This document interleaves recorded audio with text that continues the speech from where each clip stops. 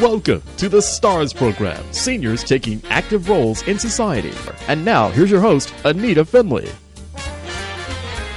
So seniors are worried about all sorts of things. You know, how much money do they have? Are they eating right? Are they exercising enough? But there are some real serious things that can happen to them. And if you don't have someone to turn to, you know, whether you're having a problem, you need a good doctor, but have you ever thought about needing a good lawyer if you really have something bad happen to you? So we're so fortunate that we found a great lawyer, Michael Brevda, who is with the Senior Justice Law Firm. And Michael, in your article that you wrote in the, excuse me, in the June issue, Am I Allowed to Sue for Wrongful Death in Florida? I have no idea about that subject. Most people don't, and that's why we decided to cover it in that edition, because it's discriminatory on its face towards seniors, as we lay out in the article. Many people think, and unfortunately I have many people that come into our office and, you know, one of their loved ones will have suffered a wrongful death, and they think that they could find justice in the civil justice system by suing the at-fault party. Half of the time, I have to tell these folks, I'm so sorry. It's not that you don't have a case. It's not that there isn't a wrongful death here. It's that you don't meet Tallahassee's version of a statutory survivor under the statute. So I physically cannot do anything with it. And people are shocked to hear about that. So I figured, you know, education is empowerment. Why not put that in your publication? And of all the places, is it, you deal, I know, with car accidents, you deal with nursing home or rehab center abuse. Which one is probably, or is it medical practice? Are they all equal? Which? No. By and large, the most unfair, in my opinion, is medical malpractice. So if somebody passes away as a result of a medical error, and just so we're all on the same page, when I say medical error, I'm not just talking about, you know, the surgeon performed technique A, maybe he or she could have performed technique B. I'm talking about they left something inside of you, or they dropped you off the operating table.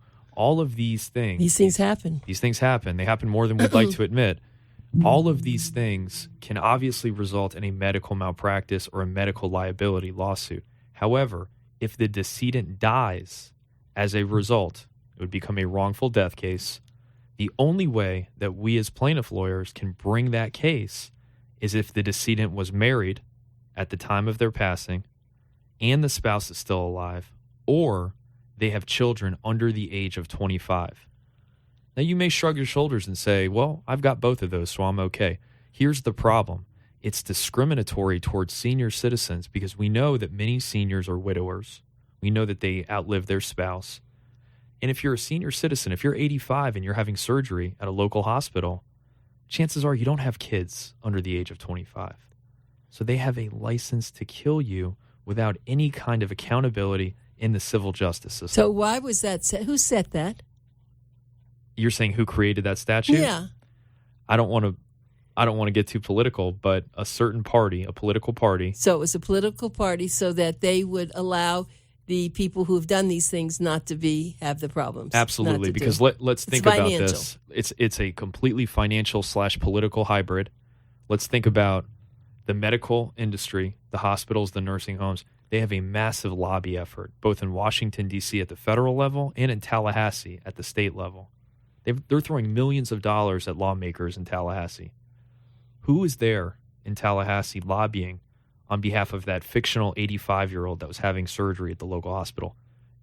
He or she doesn't have a voice with our lawmakers. So what we have is it's a David and Goliath type battle where the hospitals and the medical industry gets to basically write their own legislation, and this is called tort reform. We're actually seeing this at the federal level now with the Trump administration, where they're trying to bundle this package of goods and sell it to the American public as, you know, this is something that's going to lower your healthcare costs. This is going to do right by you. It's a complete fabrication, and it's not backed up by statistics. All it's doing is preventing tortfeasors, preventing at-fault parties from being held accountable in the civil justice system. And I'm not getting political either, except I'll tell you that if this happens to one of their family or something, it's so different, isn't it? Right. Yeah, that's it's too bad that we don't practice the golden rule more. That's what I've been writing an article every month on caregiving, and I always go back to the golden rule. If you do the golden rule, you're going to know everything is right. So okay, so let's just say people are listening to us, and they have something like this, and they do meet those requirements. What would they do? Get in touch with you? Yeah, absolutely. If you meet those requirements for a medical malpractice case, now just to do an apples and oranges comparison, if God forbid somebody passes away in a car accident, all of those silly requirements about having to have a spouse or kids under the age of 25, those are out the window. If you pass away in a car accident, there is no barrier to bringing the wrongful death case. You have to meet certain statutory requirements, but they are much, much more lenient, which I think shows the inherent unfairness. Why is a life more valuable if they die in a car crash versus a medical mistake? But yeah, if somebody has an issue and they feel like a loved one suffered a wrongful death in their family, give us a call. My law firm focuses on cases involving catastrophic injury and wrongful death. We've got a team of experts, nurses and doctors, that we pay to review each and every case, whether it's a car accident, a nursing home, or a medical malpractice case. And I want to give that phone number to everyone. It's 561-717-0817. Again, that's 561-717-0817. And then on the web, it's seniorjustice.com, right? Just Perfect. Senior Justice, okay? And Senior Justice was a very good name for a company, for an organization. I mean, I don't know how you came up with it. I mean, it's so obvious, isn't somebody it? said, say what you do, and that's what we do. We focus on personal injury cases involving senior citizens here in Palm Beach and Broward County. So it's what we do. So medical malpractice. There are still medical malpractice cases, though, even though you have, Yes, but unfortunately, I would say of the 10 that come in our office, we have to pass on 8 of them because of the very, very stringent tort reform that has been passed in Florida that doesn't exist in like a California or a New York. I was just going to ask you, so Florida is unique, or there are other states too like this? There are other states like Alabama and Mississippi, and Georgia. I hate to be compared to those states, but that's what it is, right? Okay. That's right. Well, you and I, of course, are on the same, political basis. Kindred spirits on that. So, but because I want people to be treated properly, and this really is a very horrible thing. So let's talk about the word wrongful death.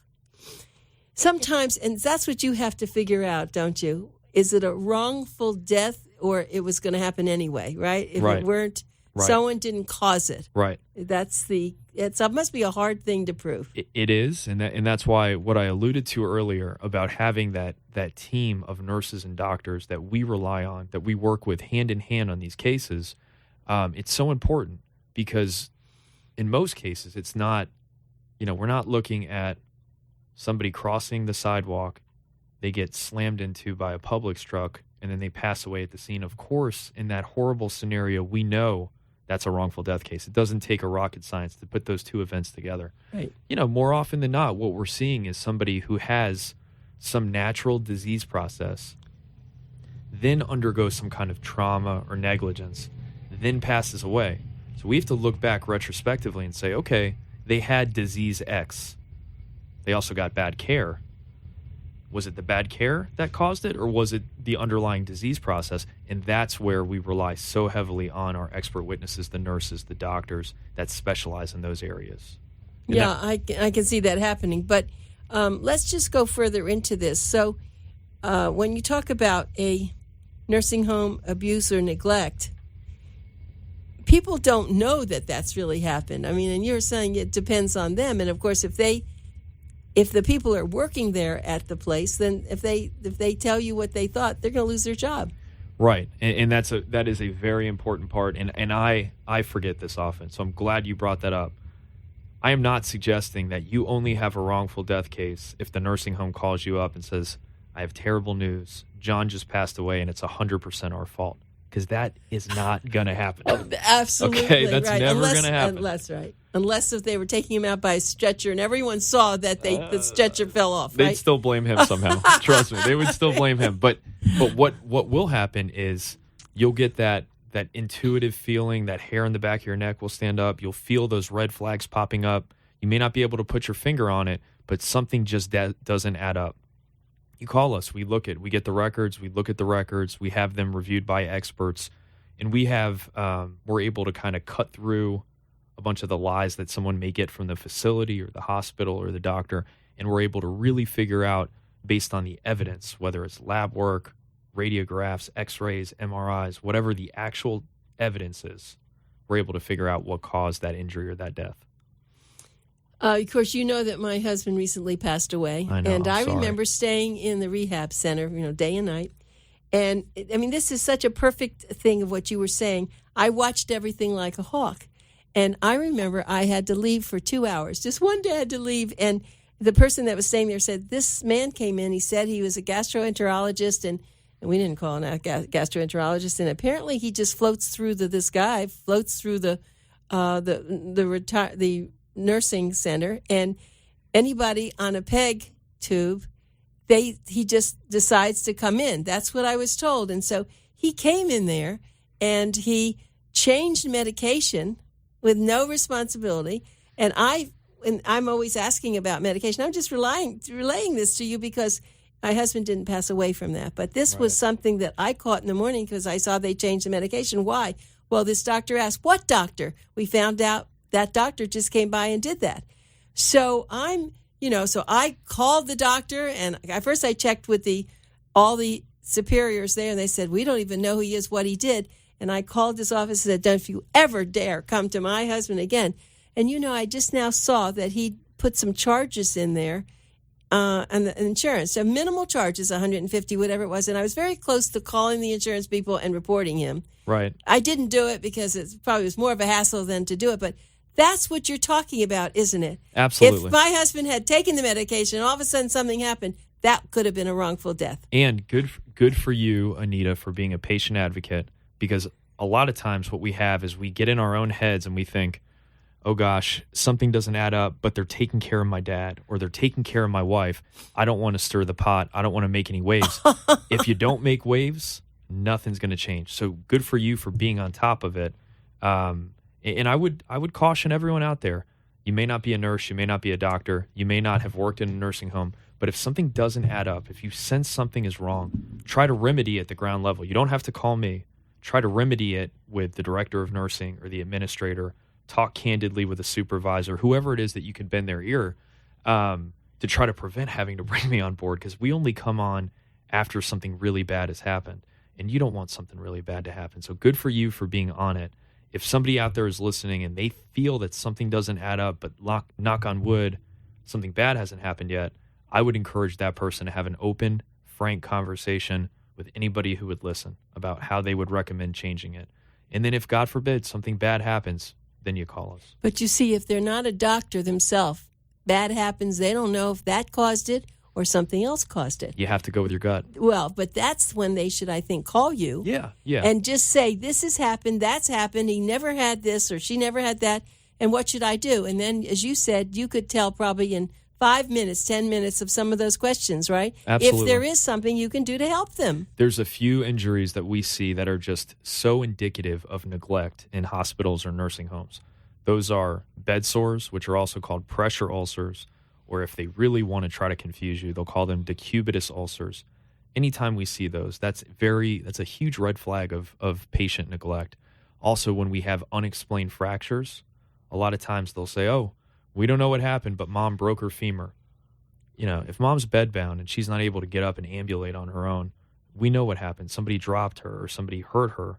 So anytime you have fractures or bruising that doesn't have an explanation, that is also indicative of patient neglect. And the last thing that I would caution somebody out there, if they're watching somebody waste away in a facility, losing more than 10% of their body weight, that is very indicative of dehydration or malnutrition, which is, a horrendous form of torture. It's illegal. You can't even do that under, United Nations anti-torture laws. Yet it happens every day in facilities here in Palm Beach and Broward County. So if somebody's losing rapid weight loss, losing more than 10% of their body weight, you need to say something, because that means they're not getting the calories or the hydration that they need. It's very complicated. It's very complicated. And you're dealing with emotions, and you're dealing with, as you said, a lot of the people there who work there, you'll find them very caring. Right. But then they have certain rules and restrictions that they can't go by. So that's why, I can see where you're such a nice guy. I can see, though, when you walk in, that not everybody's going to have a big smile for you because, here's trouble, right? Yeah, but you do it the right way. We're trying to, all we're looking for is the truth. Yeah. And, truth shall set you free. Do nursing homes and of course I know doctors carry a lot of malpractice insurance, at least they used to, but nursing homes and rehab centers, do they carry a lot of insurance? Most do. Some try to, without really getting in the weeds and putting everyone to sleep out there, some try to kind of do like a corporate shell game where they'll take money and put it in 800 different peripheral corporations, and they'll say, oh, we have no money, even though we're a 200-bed facility accepting hundreds of thousands of dollars in Medicare money every night. We're operating at a loss. We have no profit, and we have a $50,000 insurance policy. So this is what you have to. You have to go through this then, and then find that's not true. Is that right? So then, not only are we playing lawyer and then playing doctor, we have to play accountant, and we have to find forensic accountants whom we work with that are able to figure out. Wait a second, the board of directors of this bankrupt quote unquote nursing home are also the same people involved with company A, B, C, D, E, and it's just a web of moving money around. But we find it. We'll find it. I am so happy that you're doing this because I've never had anybody that really got into everything like this. So I really hope that you'll write the name Michael Brevda down. And Michael is with Senior Justice. He's an attorney, Senior Justice law firm. So let's assume that you don't even know what rights you have. Let's say you have a car accident, and of course your insurance company starts to deal with you, and maybe it wasn't your fault, and another insurance company deals with you, but you don't feel like you're getting the right service. Is that when they would call you? Absolutely. I would say specific to the car accident claims, you really, if you didn't do anything wrong and the accident was the fault of the other party and somebody has an injury, I would recommend calling us right then, because the insurance companies, the car insurance companies, it's, this isn't a secret.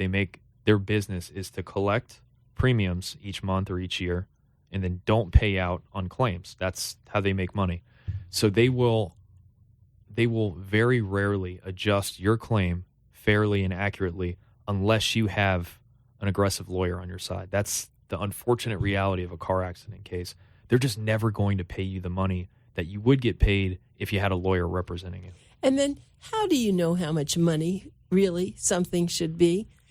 Yeah, that's a question that we get every time we sign the contract. And my answer is we'll see, because it's not like we have a magic machine that I, type in a number into and it spits out a number. It's really determinative as from the injuries sustained. So how badly hurt are you?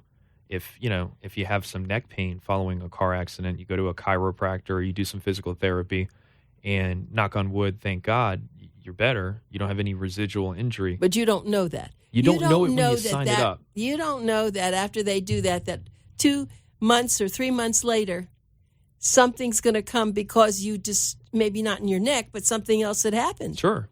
I'm working on a case right now that I met with this older gentleman yesterday. He was treating for all kinds of COPD and breathing issues, got into a car wreck, a regular routine car accident. Wasn't like a massive pile up on the highway, but it aggravated his breathing problems, and it caused him a significant deterioration in his ability to breathe. So right now we're getting a lot of pushback from the insurance company because this was a pre-existing condition. He had it before. However, luckily in Florida, if anybody has any kind of pre-existing condition and it is aggravated by trauma, like a car accident, like a fall, like whatever it is that happened to you, the insurance company is going to be responsible for the aggravation. Well, it's almost like it's a new thing. Exactly. In a way. Exactly. And what we do is, again, we work with doctors. It's not like we come up with this stuff on our own. So we'll have a doctor sit down and actually come up with what's called a life care plan, saying, okay, Anita got into a car accident Date of injury was August 15th of 2016. Ever since then, she's been receiving cervical injections in her neck. She never had those before.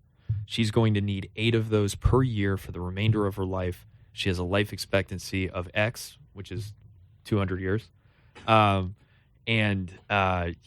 going to cost $832 as per this medical schedule per injection. So you take those numbers and you project it going forward.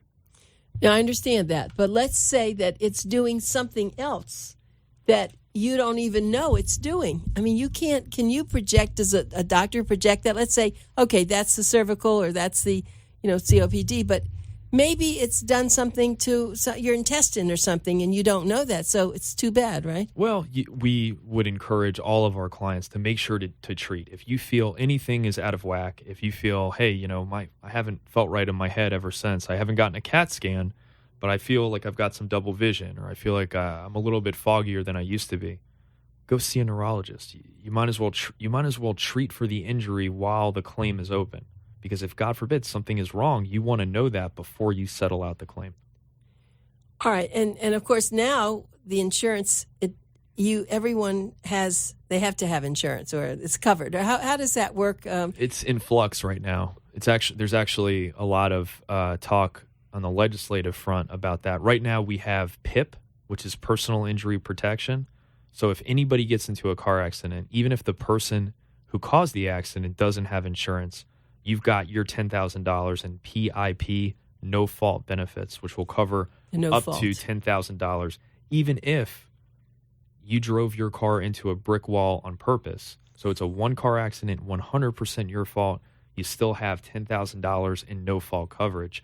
That may change. They may switch to having a mandatory $20,000 in coverage for the at-fault party, which is called bodily injury coverage. I know that everyone's probably lulled to sleep by all this insurance mumbo jumbo. But what I think it's bringing the point out is that you can't figure this out by yourself. No, it's hyper technical, and the way that I'm trying to distill it to you and your listeners, the insurance company is going to just talk right over your head and say, "Here, sign this piece of paper.